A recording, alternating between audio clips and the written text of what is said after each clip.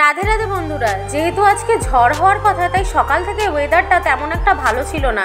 হাওয়া বৃষ্টি। সন্ধ্যাবেলায় আমি আমার দিদির মেয়ে, বাবা আর আমার ননদ দেওরকে ডেকে নিয়েছিলাম, কারণ সবারই কাঁচা বাড়ি।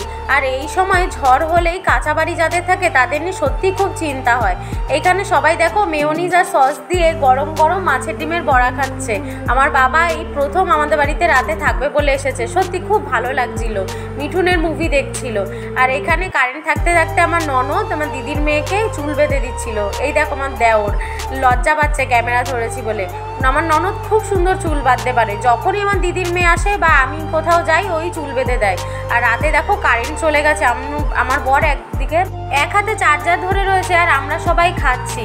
পরের দিন সকালে উঠে দেখি সামনের বাড়ি তাঁবু ছিঁড়ে পড়েছে, গাছ ভেঙে পড়েছে, চারিদিকে কি অবস্থা। এই সময় মনে হচ্ছিল যে যাদের প্লাস্টিক দেওয়া বাড়ি বা যাদের কাঁচা বাড়ি তারা কত কষ্ট করে থাকছে আর তাদের কতই না অসুবিধা হয় ঝড় হলে। ভগবান তাদের রক্ষা করুক।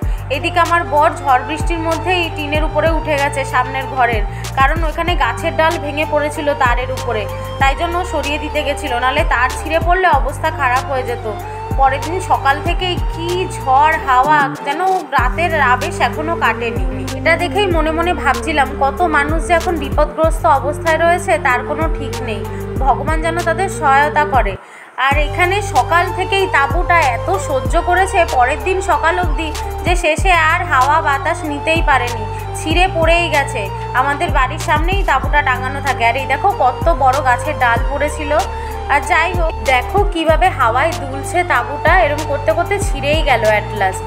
তারপরে আমার দিদির মেয়ে দুপুরে পুজো দিয়ে নিল। ও সত্যি খুব ভালো পুজো দেয়, খুব মনোযোগ দিয়ে পুজো দেয়, আসলে ব্রাহ্মণের মেয়ে তো ওই জন্য। আর বিকেলবেলা চলে আসলো আমার স্টুডেন্ট পড়ার জন্য, আমার বর বসা, পাশে বাড়ির ননদ বসা। আর এখানে একটু সন্ধ্যাবেলায় চাউমিন বানালাম টিফিনে, সবারই খিদে পেয়েছিল। তোমরা জানিও কাদের কাদের কোন কোন জায়গায় ঝড় হয়েছে। Like comment share.